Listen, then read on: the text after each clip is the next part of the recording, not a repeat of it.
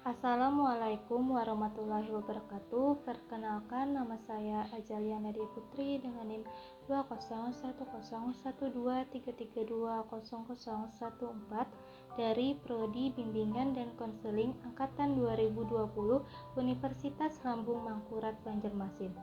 Di sini saya akan membuat video dalam rangka memenuhi tugas UTS atau kuliah psikologi sosial. Dalam hal ini saya akan membuat video yang menceritakan tentang salah satu materi yang berhubungan dengan mata kuliah ini, yaitu altruisme, yang berjudul altruisme yang berdampak negatif bagi yang dibantu.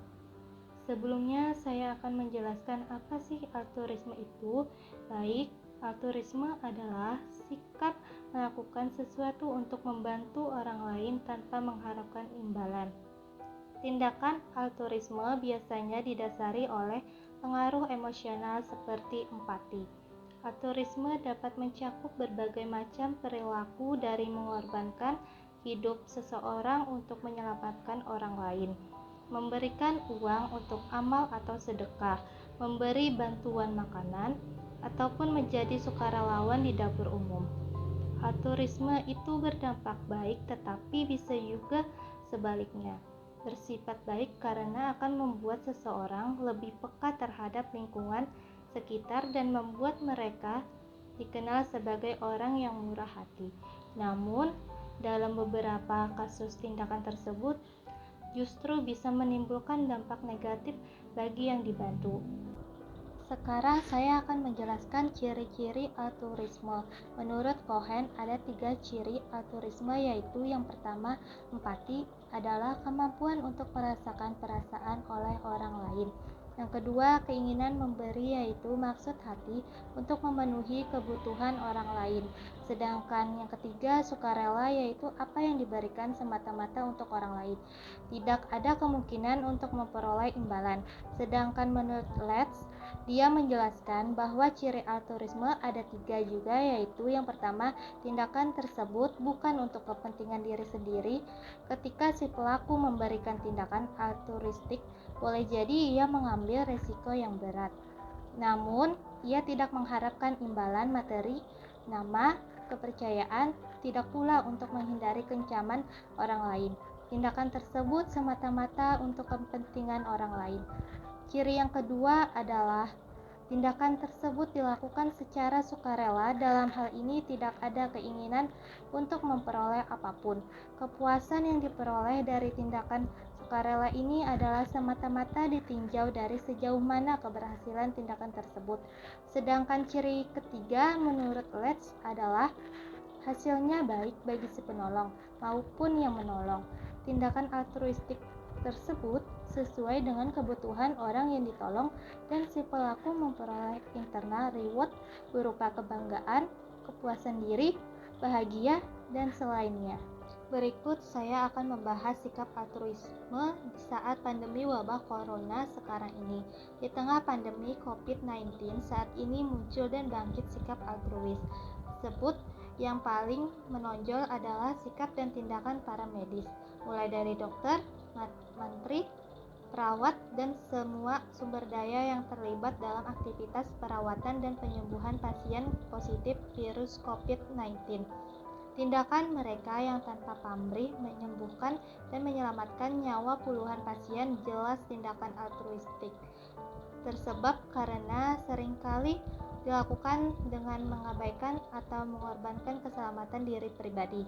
Begitu juga tindakan altruistik para pengusaha memodifikasi helaian kain menjadi ribuan masker siap pakai untuk dibagikan secara gratis.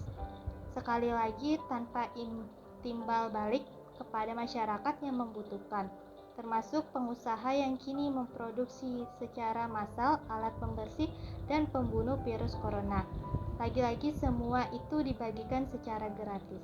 Sekarang yang banyak dilakukan di masyarakat adalah tindakan individu yang secara ikhlas tanpa pamrih berbagi sembako, bahkan sekedar nasi bungkus kepada kaum papa yang kini miskin karena kehilangan pekerjaan sebagai dampak menurun atau bahkan terhentinya roda ekonomi, tersebab harus menerapkan kebijakan social distancing demi pemutusan mata rantai virus corona.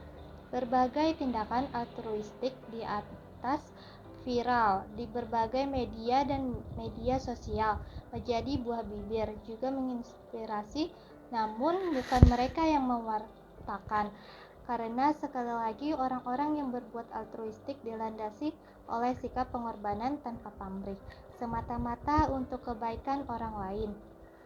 Tindakan altruistik sama sekali tidak ada niat mencari ketenaran, apalagi merefleksikan tindakan transaksional sama sekali bukan merujuk pada praktek jual beli untuk mencari keuntungan, termasuk di dalamnya bukan tindakan untuk memenuhi kepentingan pribadi alias self-interest, mengharap tindakan resiprosikal, meskipun bukan dalam bentuk materi. Nah, sekarang saya akan menampilkan video dan foto mengenai fenomena altruisme yang terjadi di Banjarbaru.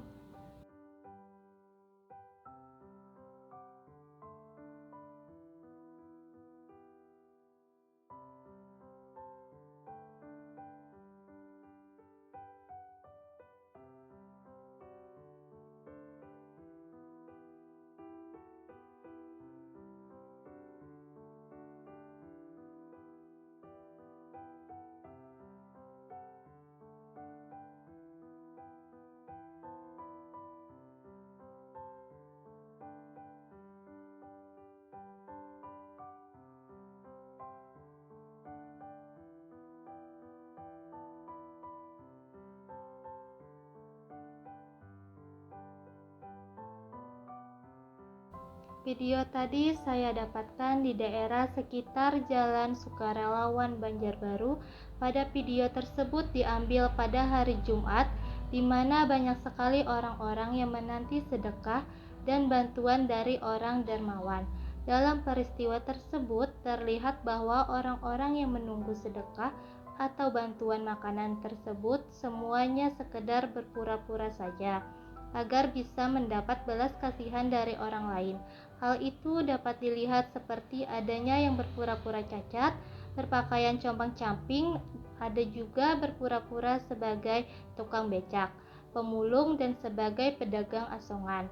Menurut saya, pada intinya mereka semuanya mampu untuk bekerja dan tidak layak untuk mengemis.